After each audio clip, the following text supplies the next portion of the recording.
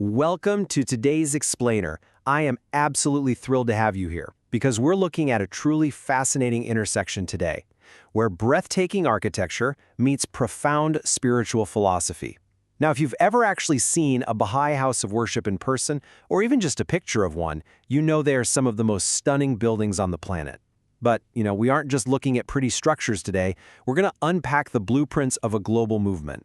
We'll be looking at source documents that reveal exactly why these magnificent buildings exist and the incredibly ambitious vision they represent for the future of humanity.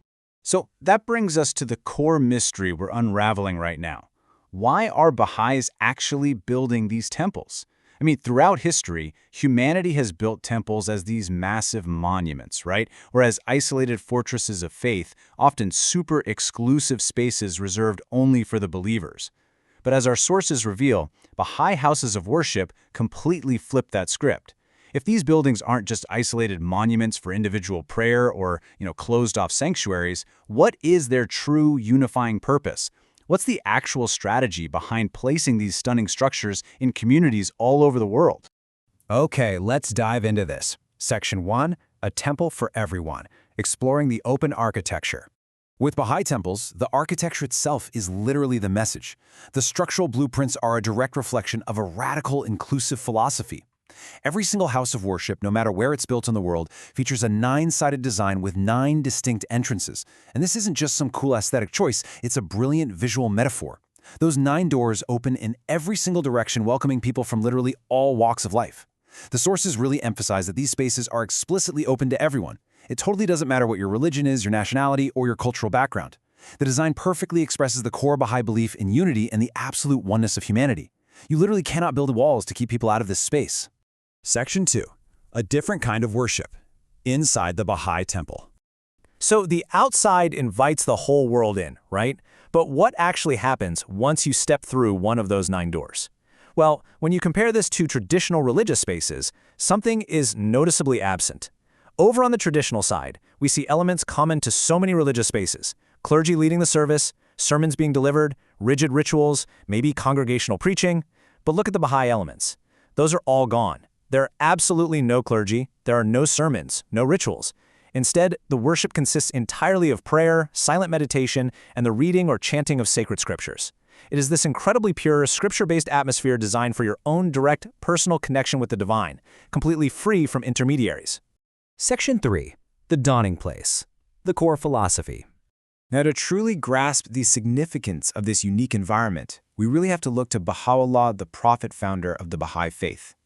See, the official term for a house of worship is the Mashrikul Adkar, and as this definition shows, it translates from Arabic to the dawning place of the mention of God. I just absolutely love that imagery. It's not just some passive room, it's a dawning place, a point of origin where spiritual light literally breaks through. The primary purpose of the space is the remembrance of God and the deep personal cultivation of devotion. It's kind of like a spiritual power station for the entire community. And that brings us to the foundational teaching behind this whole concept. Drawing from the source material, I want to clearly present this summary of Baha'u'llah's teachings. Please listen closely to this principle. The house of worship is an expression of the principle that religion should promote unity, peace, and the betterment of the world. This completely separates the idea of religion from conflict or division, anchoring it firmly as a real, practical tool for global peace and tangible betterment. Now, what's really interesting about this slide is Section 4, Worship-Inspiring Service, the ripple effect. This introduces the absolutely crucial connection between internal devotion and external action. See, the Mashrikul Adkar is never meant to be a place where you just pray and then go home, completely unchanged. That devotion, it has to go somewhere. Let me walk you through this logical progression here. Step 1, cultivating spiritual devotion inside that dawning place. But it doesn't stop there. Step 2, that internal devotion naturally and necessarily flows outward, inspiring practical service to humanity. You pray, and then you act, which directly leads us to Step 3, contributing directly to the material and social advancement of society.